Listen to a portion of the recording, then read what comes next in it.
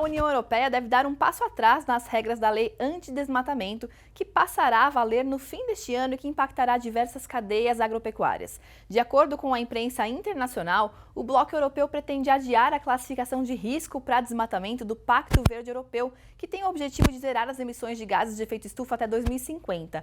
Quem fala mais sobre esse assunto comigo agora é o Marcos Cerutti, que é diretor de sustentabilidade da Captar Agro. Seja muito bem-vindo aqui ao Planeta Campo, Marcos. Obrigado, Yerron. Obrigado a você e a todos os telespectadores aí do Planeta Campo. Obrigada a você por ter conseguido um espacinho na sua agenda, que eu sei que é concorrida para estar aqui com a gente. E eu queria começar entendendo, né, o que significa essa mudança na classificação de risco para desmatamento. Como é que estava a regra até agora e o que é que deve mudar? Então, essa é uma mudança de paradigma extremamente importante, sinalizada pela União Europeia. Antigamente, nós tínhamos o que eles determinavam como traffic light.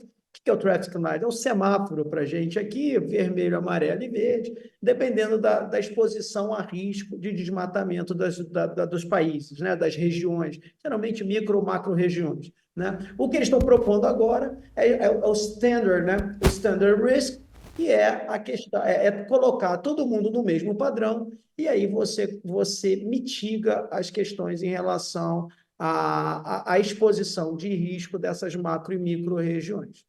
Entendi, Marcos. E essa classificação de risco, ela pode evitar as desvantagens competitivas, né? Porque há justamente uma preocupação sobre isso, né? Sobre essa, de certo modo, concorrência desleal que vai acabar havendo. Então, essa classificação de risco impacta nisso? Pode ajudar nesse sentido? Diretamente. Isso aí é exatamente esse o ponto positivo dessa mudança de paradigma, dessa mudança, dessa sinalização e flexibilização dessa análise, né? Por quê? Porque a gente sai do level playing field, que é geralmente quando a gente faz essa caracterização, essa criterização por exposição individualizada dos agentes, e vai para o que a gente chama no mercado de flat tire, ou seja, a gente nivela todos e a partir daí a gente não coloca esses riscos dentro do preço, né? Basicamente, a gente tem, no momento em que a gente estandardiza, a gente coloca no mesmo patamar, a gente não pune, a gente inibe a punição para aquelas regiões que aparentemente ou a princípio têm taxas mais altas de pressão de desmatamento, né? Então você coloca tudo numa situação mais nivelada e aí a regulamentação fica menos rigorosa para esses ambientes que estão mais expostos ao risco de desmatamento. Entendi. Agora, Marcos, essa flexibilização, esse aceno aí do Bloco Europeu agora, isso pode significar que mais mudanças podem acontecer na lei até ela ser implementada de fato aí em dezembro? Tudo é possível, mas é improvável. Por quê? Porque todo esse contexto ele tá sobre um espectro maior, que é o Green New Deal europeu, que tem a intenção de fazer a neutralização por completo, o Net Zero europeu até 2050. Então, todas essas regulamentações que estão vindo nessas etapas, né, ele faz parte desse grande ambiente. Eu não acredito, sinceramente, que a flexibilização agora tem uma sugestão, ou pode sugerir mais concessões. Não acho, até porque a União Europeia está muito pressionada nos limites e nos objetivos que ela colocou em relação ao New Green Deal. Eu acho, entretanto, que é a possibilidade de criar um fórum mais aberto para maiores discussões, principalmente com os players que estão diretamente afetados sobre essa nova legislação. Entendi. Agora, esse recuo da União Europeia, né, ele pode ser entendido também como um resultado desses protestos que vêm sendo feitos pelos produtores europeus, que a gente já vem vendo aí há bastante tempo. Esse é um resultado também? Está pressionando o Bloco Europeu a mexer um pouquinho nessas regras? Boa pergunta. A pergunta é excelente, porque às vezes a gente acha que sustentabilidade ou tudo que envolve sustentabilidade é a mesma coisa, né? E não. a sua pergunta é muito pertinente, porque a pressão dos agricultores europeus para essa situação específica da concessão que a União Europeia está fazendo, eu não acredito que seja o principal impulsionador. Os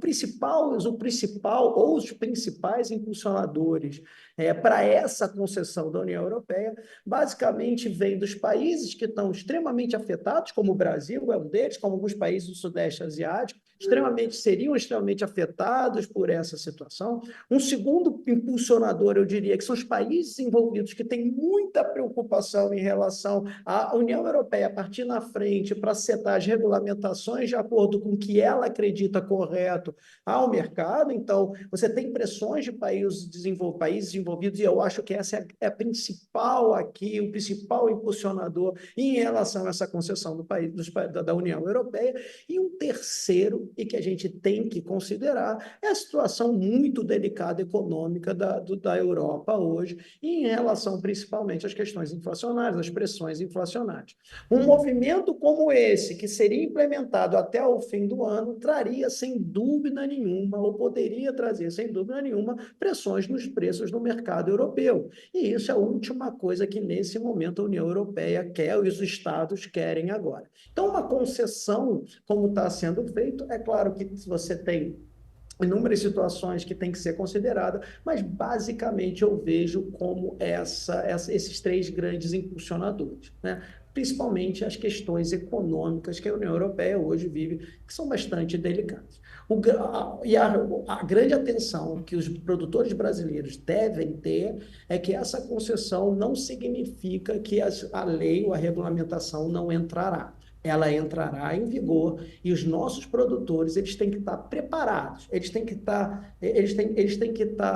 alinhados ou buscar a aderência o mais rápido possível, senão eles verão complicações no futuro em relação às suas exportações para o bloco europeu. Perfeito. Marco Cerutti, muito obrigada pela sua participação aqui com a gente no Planeta Campo. Foi um prazer realmente ter você com a gente. Um prazer é meu, um beijo enorme para a sua audiência. Conte sempre, o que precisar, estamos aqui. Contaremos mesmo, com certeza. Obrigada, bom trabalho para vocês. Planeta Campo, patrocínio. JBS, há 70 anos alimentando o que alimenta o mundo. UPL, reimaginando a sustentabilidade. Apoio, SLC Agrícola, produzindo com eficiência e sustentabilidade. Infinity, gestão de resíduos. Associação Brasileira dos Criadores de Zebu, a BCZ de todos.